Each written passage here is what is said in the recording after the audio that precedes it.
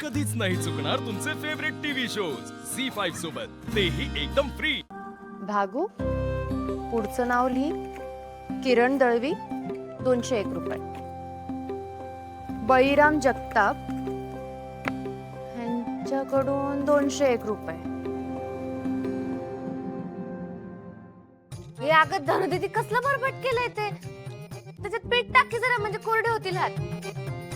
इथं माझ्या घशाला कोरड पडली तरी पण हे पीठ मळून होईना झालंय काय। बाप रे 45,000। अगं ही तर खूप मोठी रक्कम जमली आहे, बघितलंस? आणि सूर्या ह्याला नको म्हणत होता। 45 आणि या भांड्यांचे मिळून 15,000 तर नक्कीच होतील, म्हणजे 60,000 झाले की इकडेच वहिनी। एवढे पैसे तर जमणारच होते, दादा म्हणतो ना तसंच असतं, आपण जे पेरतो तेच उगवतो। दादा आता सगळ्यांच्या लग्नात जाऊन एवढे मोठे मोठे आयर देतो, मग हे सगळं त्याची पिट्टम फाटच म्हणायची।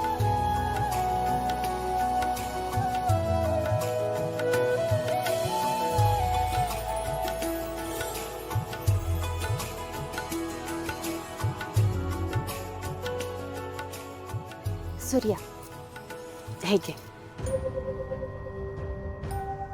तुम्ही मागून आणलेत नाही, तुम्हीच ठेवा।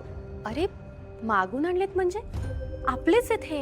हो आपलीच होती, डॅडींकडून मागून आणले ना तुम्ही। बरं दिसतं का ते? तेजूचं सासर आहे आता ते। आपली एखादी गोष्ट त्यांना पटली नाही ना तर तेजूला ऐकून घ्यावं लागेल, आणि ते मला नाही आवडणार। असं होणार असेल तर सूर्या तू एक काम कर, मला ना इथे तू त्रास द्यायला सुरू कर। नाही म्हणजे मला त्रास होतोय हे बघून ते तेजूला तिथे त्रास देणार नाहीत ना। तुझं काय पण कशी बडबडतेस ग? तू काही बोलतोय सूर्या?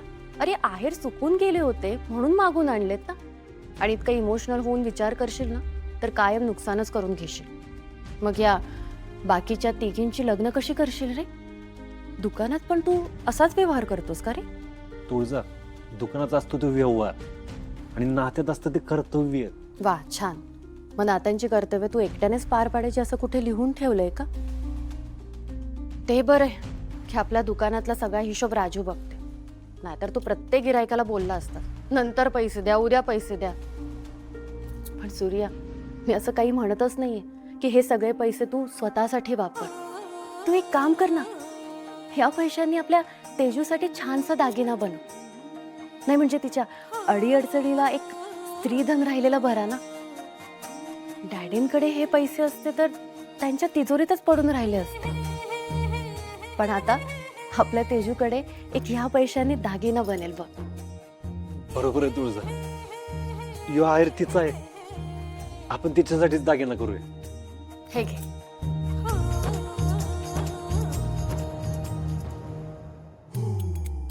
राजू या इडलीच्या भांड्यात ना उद्या आपण इडल्या करू। आपण हो मग आता तांदूळ भिजत घालायला पाणी मी आणून देणार की तुम्हाला। अगं भाई एवढं अवघड काम करणारच वे धनुदीदी। भागू राजूताई घे, झालं पीठ मळून। काम कर का? हो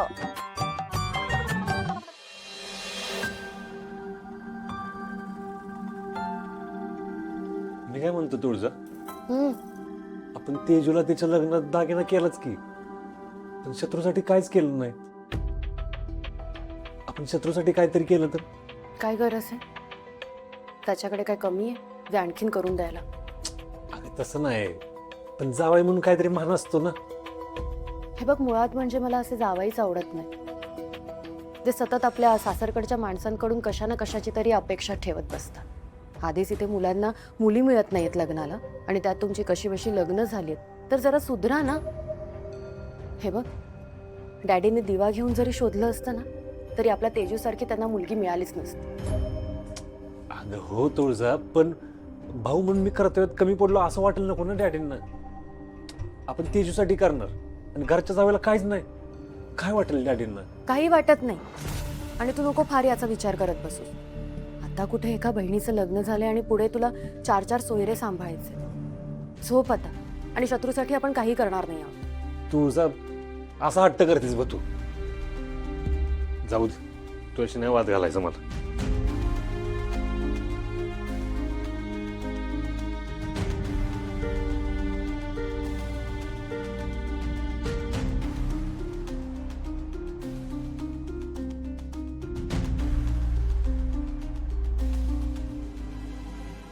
सूर्या, किती साधा भोळा आहेस रे तू.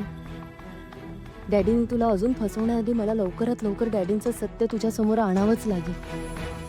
लवकरच कशाला, उद्याच सोक्षमोक्ष लागायला हवा याचा.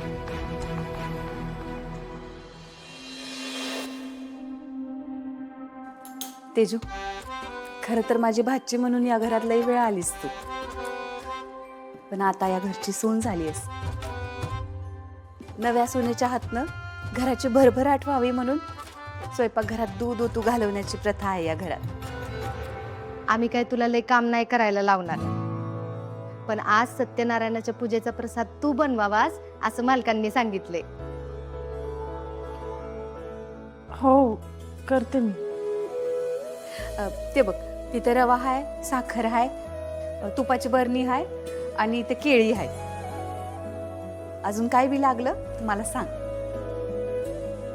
आम्ही हाय बाहेर पूजेची तयारी करतो. गुरुजी येतीलच इतक्यात. हे बघ,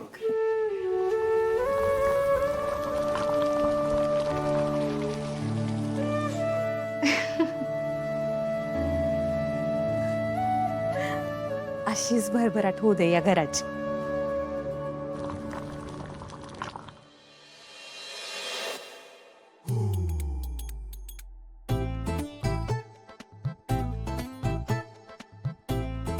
घे राजू, झाले बघ कसे एका मिनिटात खटा खटा खटा खटा टोमॅटो कापले मी.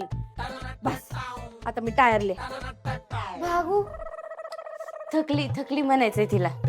हा तेच ते करेक्ट, थकले. धनु दीदी, एवढ्याशा कामात थकली तू? सासरी गेल्यावर रस्ता काय तसं तुझंच कंप्लेंट येणार आहे दादा बहिणीकडं. अय, मी सासर जसं निवडणार ना ते मला आयत खायला घालेल.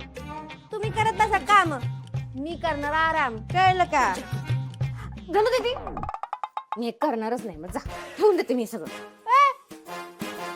तुझ्या अशा वागणुकीने ना मला ऑलरेडी सासरी आल्याचं फील येतोय, माहितीये का तुला? मी काय वागली हिच्याशी? आणि सासू सारखी का वागायला लागली आहे सासू? बस बस बस राजू, हे घे सांबार चढवा.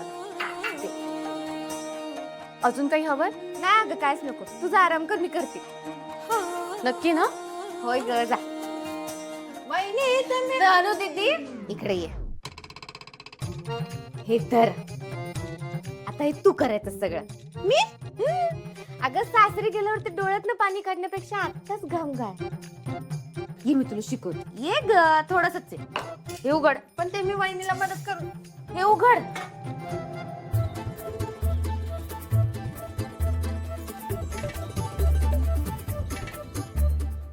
झी5 ॲप डाउनलोड करा आणि पहा सर्व एपिसोड्स एकदम फ्री.